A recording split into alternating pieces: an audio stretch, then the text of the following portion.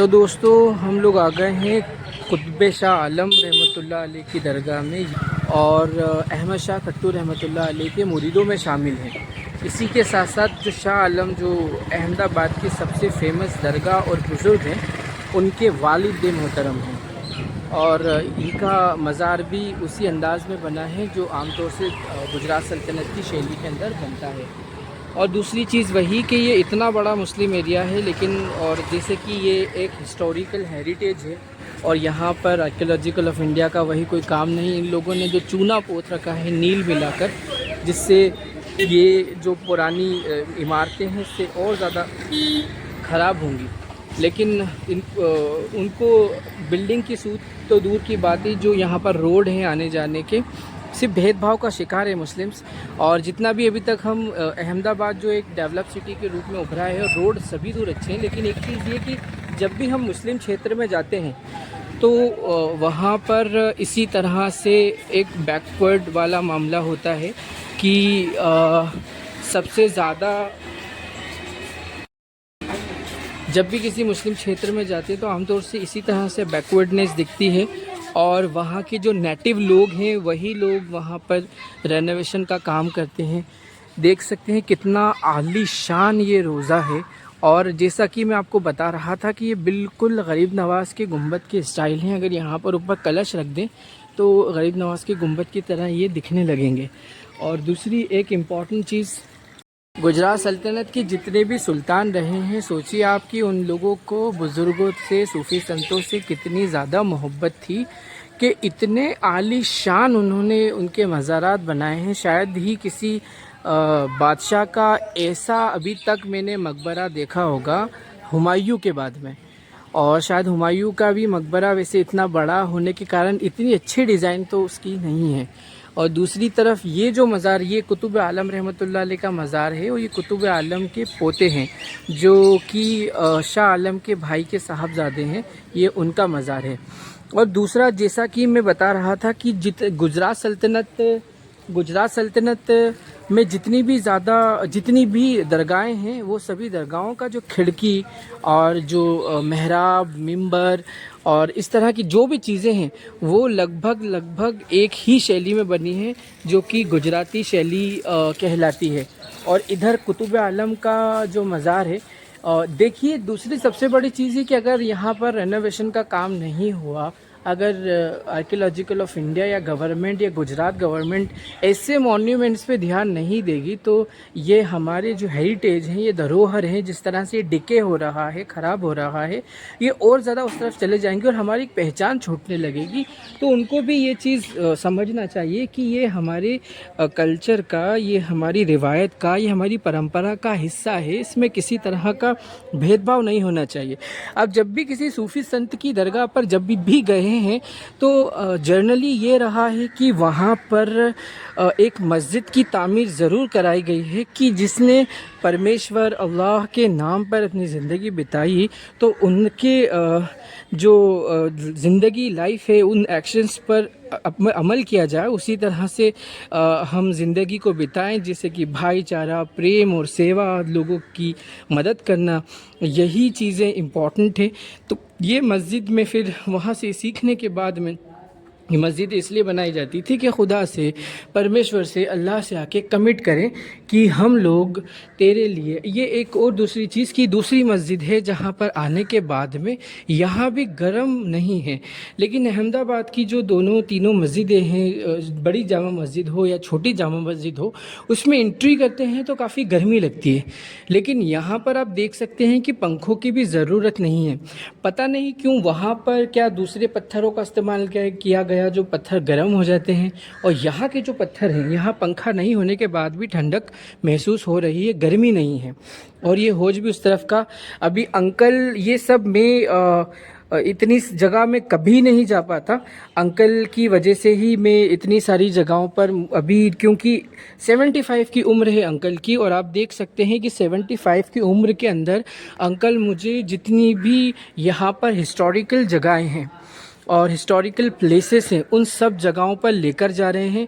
Uncle का सुबह ही अपने व्हीकल को वो लेकर आ गए थे सारंग शाह रहमतुल्लाह अलैह की दरगाह पर, उस मज़ार पर। वहाँ से हम सुबह से निकले हुए हैं लगभग 8 बजे से, और तब से अंकल बिल्कुल भी मैंने बहुत सारी चीज़ ऑफ़र की, लेकिन हज़रत जो अंकल एक मतलब मना कर रहे हैं कि मेरी तबीयत ख़राब हो जाएगी, लेकिन वो इस चीज़ में पीछे नहीं हट रहे। इतनी धूप में मुझे एक बार डर सा लगता कि कहीं ऐसा ना हो कि थोड़ा सा तबीयत वगैरह ख़राब हो, लेकिन अंकल मुझे कह रहे हैं कि आपकी तबीयत ख़राब नहीं होना चाहिए, हमें रेडी रहना चाहिए, और हमें जितने बुजुर्गान दीन हैं उन सब के रोज़ों पे जाओ, और हिस्टोरिकल जितने भी ये प्लेसेस हैं अहमदाबाद के, ये तुम्हें इन सूफ़ियों के बारे में, संतों के बारे में, औलियाओं के बारे में, वलियों के बारे में तुमको जानना चाहिए। और इसी वजह से आज हम कुतुब आलम जो रहमतुल्लाह अलैह हैं, शाह आलम के वालिद हैं, उनके मज़ार पर आज हम लोग आए हैं।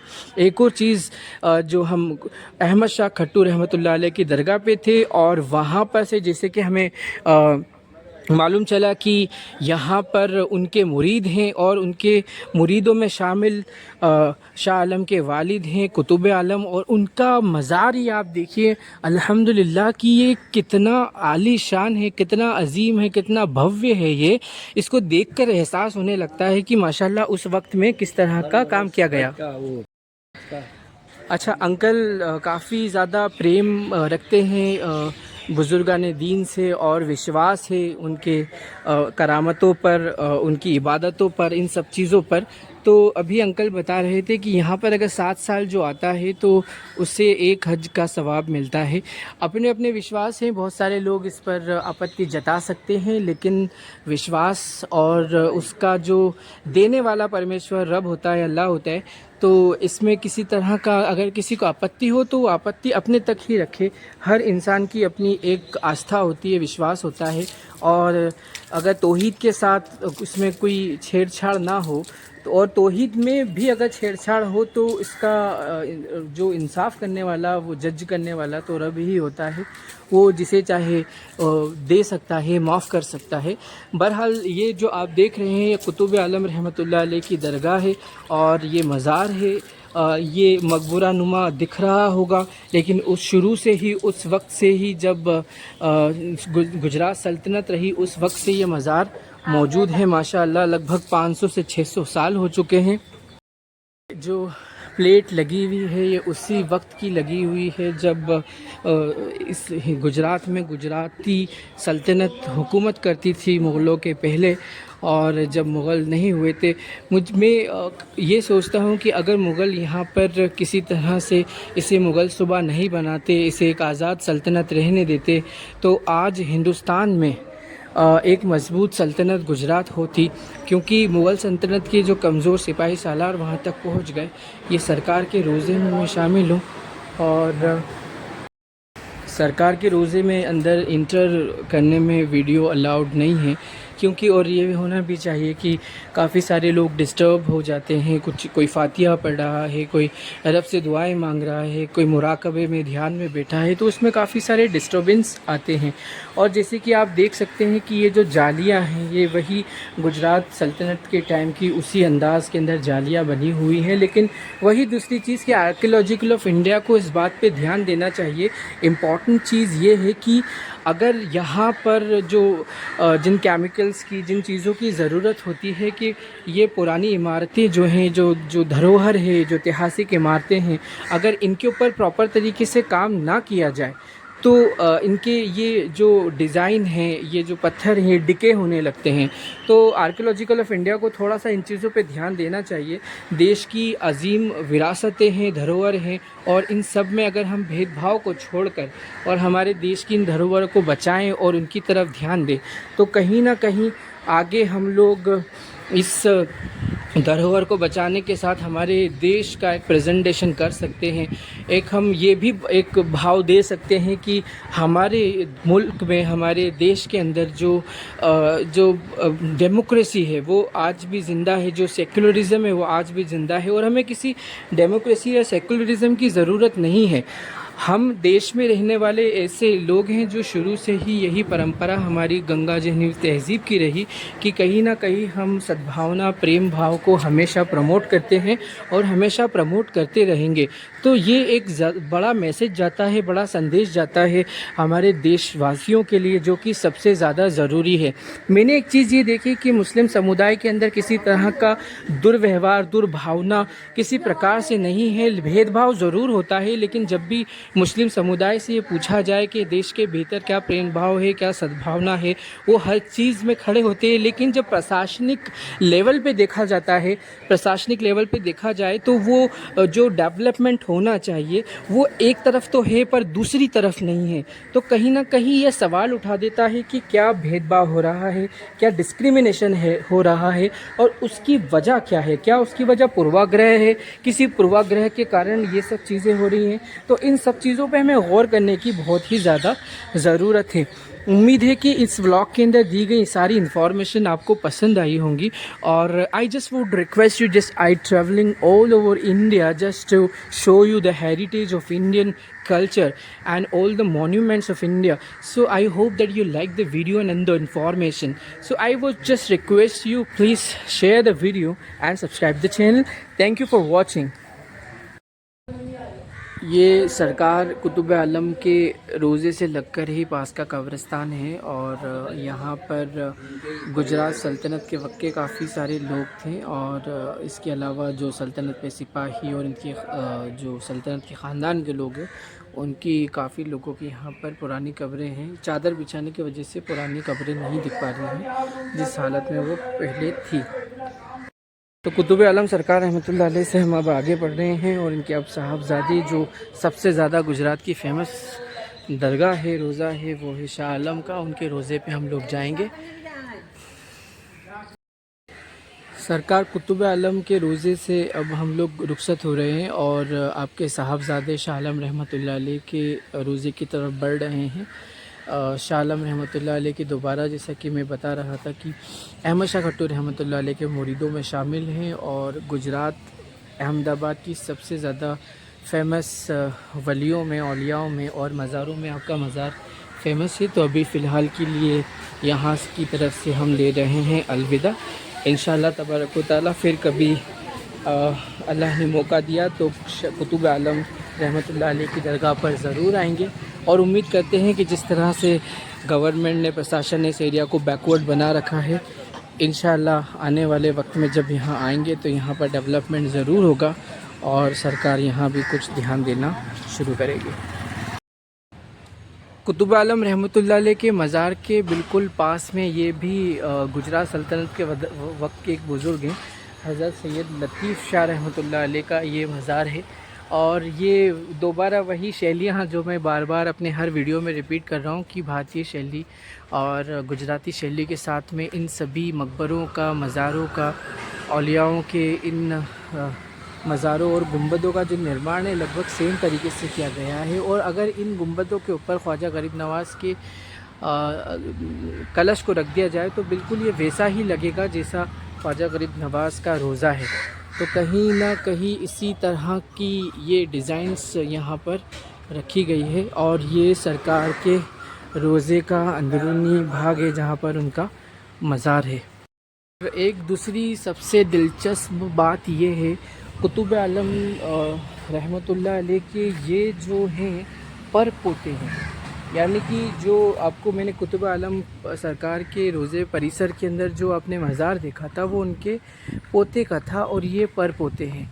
यानी कि कहीं ना कहीं यहाँ पर जितने भी ये सोहरवर्दी सिलसिला है, स्पेशली आपको मैंने शेर शाह चिश्ती रहमतुल्लाह अलैह के बुज़ुर्ग और थे और उनका चिश्ती सिलसिले से ताल्लुक़ था। तो यहाँ चिश्ती और सोहरवर्दी सिलसिले दोनों के बुज़ुर्ग औलिया इकराम वो भी दिल्ली गुजरात सल्तनत के वक्त से ही मौजूद हैं। और अब जब यहाँ से हम कुतुब आलम रहमतुल्लाह अलैह की दरगाह से यहाँ से पास हो रहे थे, शाह आलम की तरफ जा रहे थे, तो हमें ये रोज़ा नज़र आया और फिर उनके बारे में हमने वीडियो बनाई। तो जैसा कि अभी तक हमने वीडियोस में देखा था कुतुब आलम सरकार के पोते का मज़ार, तो ये भी सरकार के पोते हैं और इनको राजू शाह रहमतुल्लाह अलैह के नाम से भी जाना जाता है और आपको दीवान शाह रहमतुल्लाह अलैह के नाम से भी पहचाना जाता है। एक इम्पॉर्टेंट चीज़ ये है कि यहाँ पर जैसे कि अंकल बोल रहे थे कि ये वलियों का शहर है, औलियाओं का शहर है और वाकई ये औलियाओं का शहर है। और जैसे कि अंकल एक और चीज़ बता रहे थे कि वीडियो बनाते बनाते थक जाओगे, लेकिन जो हिस्टोरिकल औलियाओं की दरगाह है वो यहाँ पर से जो मकाम है वो कभी ख़त्म नहीं होने वाले, काफ़ी टाइम लग जाएगा। तो इसमें ये चीज़ उनका बताने का एक वजह थी। अंदर की तरफ जब हम जाते हैं रोज़े में तो और भी काफ़ी सारे मज़ार अंदर हैं, लेकिन इसमें जो ख़ास मज़ार है वो है राजू शाह रहमतुल्लाह अलैह, जो कुतुब शाह आलम रहमतुल्लाह अलैह के पोते हैं। और पर पोते का अभी हमने इससे पहले एक वीडियो देखा था। तो अब हम आगे शाह आलम की तरफ ही जा रहे हैं और शाह आलम जाते जाते हमें उनके पर पोते और पोते की दरगाह मिली। अब हम आगे बढ़ते हैं और उम्मीद है कि हम शाह आलम तक पहुंच जाएं और ये भी हो सकता है कि हमें और भी आगे कोई दरगाहें मिलें। दोस्तों, कुतुब आलम सरकार की तरफ से जब हम शाह आलम के लिए जा रहे थे तो हमें हसन सईद की एक छोटी सी हिस्टोरिकल मस्जिद मिली और इसे एहसन मलिक की मस्जिद कहा जाता है। और उसकी सबसे बड़ी इस मस्जिद की एक दिलचस्प कहानी ये, शाह आलम रहमतुल्लाह अलैह और शाह आलम रहमतुल्लाह अलैह दोनों के मज़ार के बीच में ये मस्जिद है। और जब जो शाह आलम रहमतुल्लाह अलैह को मालूम चलता था कि उनके वालिद आने वाले हैं, तो ये मस्जिद दोनों के जो मज़ार हैं और उसके पहले वो वहाँ पर उनके रहने की जगह होती थी, आरामगाह होती थी। तो जब उन्हें मालूम चलता कि कुतुब आलम उनसे मिलने आ रहे हैं, तो ये बीच में ये मस्जिद पड़ती है हसन मलिक की। तो यहाँ पर वो चलकर ख़ुद आ जाया करते थे शाह आलम अपने वालिद कुतुब आलम से मिलने के लिए, ताकि उनको किसी तरह की परेशानी ना हो। ये ख़बर मिलते से ही कि वो निकल चुके हैं तो वो रास्ते में इस जगह पर आकर उनसे मिल लिया करते थे और यहीं इसी मस्जिद में आकर आप लोग नमाज अदा करते थे। और जैसा कि हर गुजरात सल्तनत की मस्जिद में औरतों की नमाज का पूरा अहतमाम होता है, तो इस मस्जिद में छोटा जो जैसे दूसरी मस्जिदों में राइट साइड में एक अहतमाम किया गया है औरतों के लिए, तो उसी तरह से इस मस्जिद में ऊपर की तरफ है ताकि औरतें भी नमाज अदा कर सकें। और गुजरात सल्तनत की सभी मस्जिदें एक ही शक्ल की होती हैं, उनके खंभे लगभग सेम होते हैं और उनका जो महराब और मिंबर होता है वो भी सेम होता है। तो इस तरह से जो आप गुंबद देख रहे हैं, गुंबदों का डिज़ाइन अगर वही गरीब नवाज रहमतुल्लाह अलैह से मिलता जुलता होता है कि अगर उसके ऊपर सिर्फ एक कलश रख दिया जाए तो वो गरीब नवाज का रोज़ा बन जाएगा। और यहाँ पर ये काफ़ी सारे मज़ारात हैं गुजरात सल्तनत के वक्त के, और ये बहुत ज़्यादा भरोसेमंद सिपाही या सूफ़ी उन सभी की यहाँ पर जो कब्र है वो मौजूद है। और काफ़ी सारे लोगों ने बड़े सम्मान के साथ यहाँ पर चादर भी पेश की हुई है। अब हम निकल रहे हैं इस मस्जिद की तरफ से आगे शाह आलम के रोज़े पर। और जैसा कि मैंने आपको बताया है कि शाह आलम का रोज़ा और कुतुब आलम के रोज़े के बीच में ये मस्जिद पड़ती है। अब थोड़ी ही दूरी पर हम शाह आलम के मज़ार की तरफ जा रहे हैं और अगला वीडियो वहाँ पर बनाएंगे।